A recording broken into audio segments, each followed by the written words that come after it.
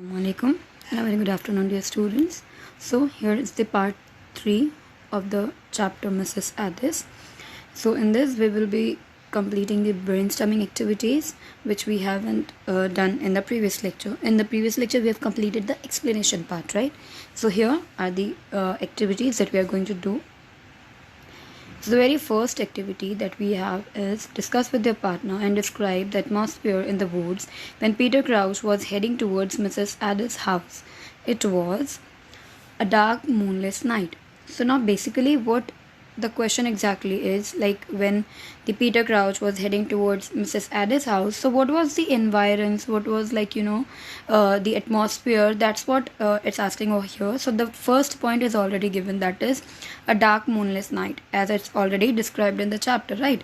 So in that way only we have to find the other things also which describes the atmosphere of that night. So the other things that we can describe is there was only a few pricks of fire, stars in the sky. The night was still, windless and clear, as a result of which every sound was distinct and intensified. Then comes the bark of a dog all the way at Delmonte could be clearly heard in the woods. As Peter walked on the road, he could hear the echo of his own footsteps, sounding like a death knell. The roadside, being a mess of thorns, cracked and rustled as loud as the thud of the men's feet. So that's what the environs and the atmosphere is basically discussed in the chapter. The another one is discuss with your partner and describe the atmosphere when the Peter Crouch did not knock before entering Mrs. Addis' house. The reason was, now basically when he was going towards the Mrs. Addis' house, and then he did not knock on the door and he directly entered inside the house, as we discussed in the chapter, right? So what was the reason of doing that? Why he did not knock on the door when he came inside the house? So Peter Crouch did not knock before entering Addis' house because he was in trouble and did not want anyone to hear or know that he was there. He was in a state of panic as his hands were shaking a little. He had committed the crime of shooting a man. So this is what the reason he did not knock on the door and directly entered inside. Go through the text again and find the reasons that forced Peter to shoot down a person. So now what it's asking over here, that we have to write about the reason why did he shoot the person. So the keepers spotted him. The first reason is already given, that is the keepers spotted him. Now two other options we have to find. So here is the answer. He was outnumbered 4-1. It was too dark and seeing all those people had scared Peter. So that's what the reason why he shot down a person. Discuss with your partner and describe the atmosphere in the woods when Mrs. Addis did not hand over Peter Crouch to the keepers, because now it's asking the reason why the Mrs. Addis did not hand over Peter Crouch to the keepers. Why she did that way? That's what it's asking over here. So here is the answer. She had forgiven him for unknowingly killing her son. She knew that Peter would have never harmed her son otherwise. She knew that punishing Peter would not bring her son back, but at least by not handing him over to the keepers, she would be giving him a chance to lead life the right way. Sorry. Mrs. Addis must have thought that her son would have wanted Peter to have a second chance, so in a way she fulfilled her son's wish. Then after that there is another question. The writer has used the phrase thudding heart, which means pounding or beating of a heart. Do you know thud is an onomatopoeic word which means a heavy sound made by an object falling to the ground. Discuss with your partner and make a list of onomatopoeic words that you find in the text. So basically here it's about the thudding heart. So that word also also means like something, any object which falls on the ground, and that the sound that made, that's called as a thudding sound. Okay, so basically it's an onomatopoeic word, right? So we have to find similar words from the chapter. So here are the here is the table given in front of you. As you can see, page number, onomatopoeic word, and then the another column is for meaning. So on page number 44 there's a word bark, and that means the sound made by a dog. Then on page number again 44, it's echo, so repetition of sound caused by the reflection of sound waves. Then comes knell, sound of a bell being struck. Then comes the word crackling, short and sharp sounds. Then comes rustling, a soft whispered sound like the sound of footsteps on dried leaves. Then comes on a page number 45, that is knock, a light tap on a door or any other surface to seek attention. Then page number 47, beating, thumping sound of the heart. Sobbing, crying noisily by taking deep breaths. Then thudding, the loud and quick beating of the heart. Flung, the swinging sound made by an object when it is forcefully pulled or pushed. So now the another question is, she went to one of the kitchen drawers. Look at the sentence carefully. The underlined word tells us that she went some time ago to a particular place at one of the kitchen drawers. Now discuss with your partner and tell the class that you did yesterday and what your friend did yesterday. Complete the table. One is done for you.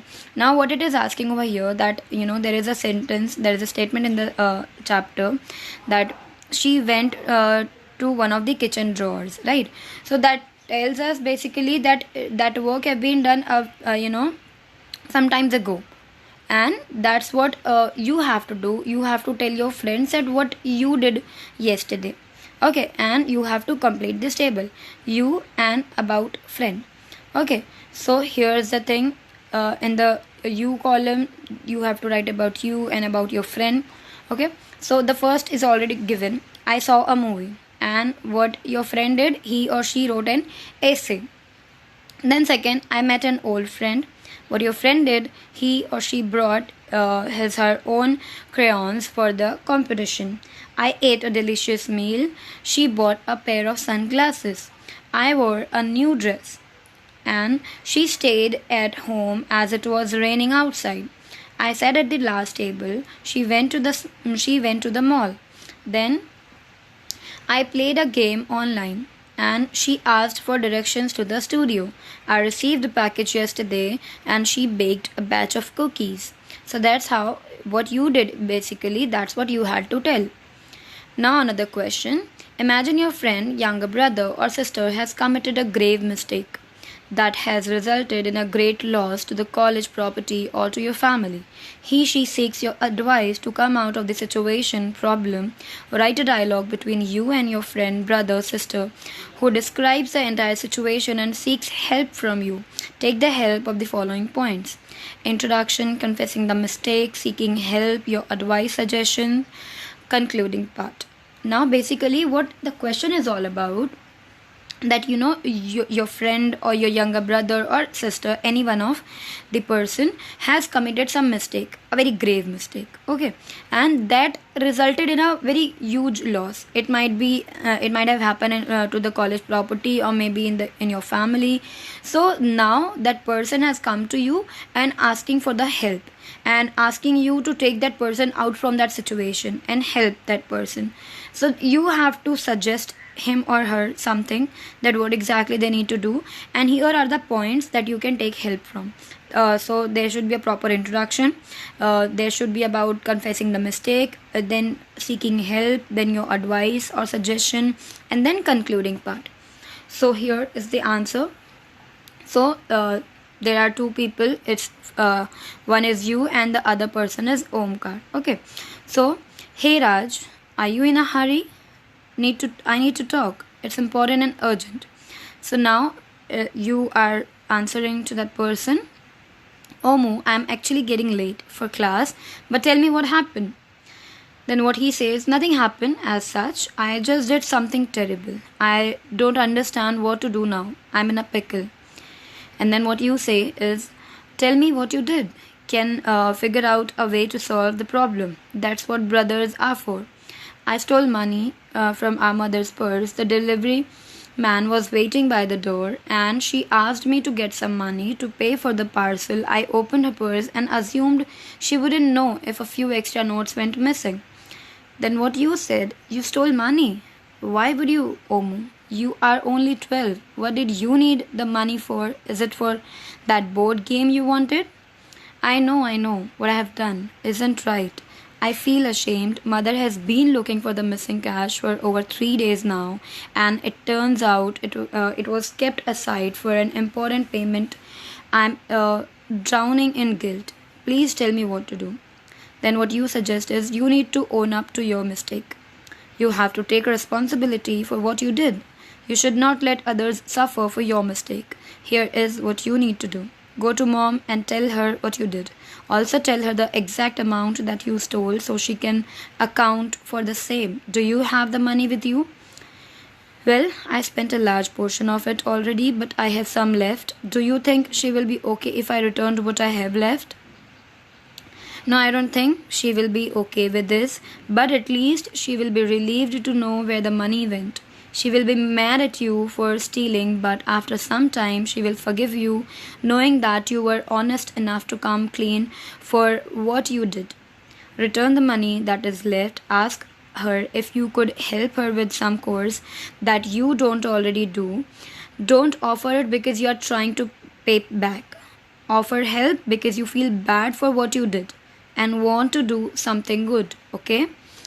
Yes, but I'm so scared. I guess that is the only option. Can I confess to her after you are back?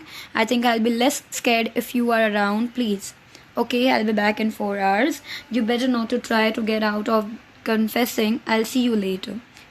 Then Omkar says, yes, bye for now. So basically in this what we discussed, that one person that was your brother, that was your own younger brother, and he stole the money, which was a very wrong thing that he has done. So basically he confessed that in front of you and asked you for the help, that how he can come out of the situation. So that's what you suggested him to do. Now coming towards another question. The best punishment is forgiveness. Discuss the sentence in light of the text you have read. You can make use of the following points. Now here what you have to do, like if some person commits any crime, so for that what it's written here, that forgiveness is the best punishment. So what's written here, forgiveness provides an opportunity to change the behavior. Forgiveness leads to repentance. A person may commit a mistake, crime impulsively or under the force of strong emotions. Then what you have to write is D and E option you have to complete. So here is the answer. Forgiveness is the beginning of the healing of the wounds inflicted by someone.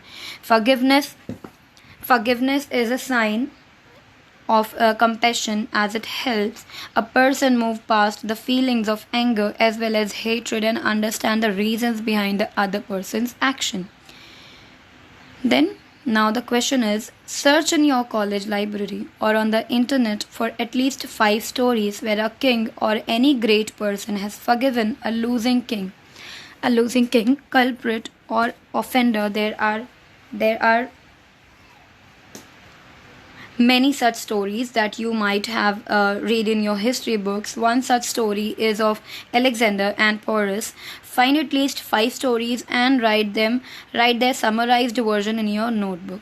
So basically what you have to do over here is you have to search in the college library or like on the internet for the stories in which the king or any of the great person basically have forgiven the losing king or the culprit or anyone, like, or any of the criminal have forgiven them.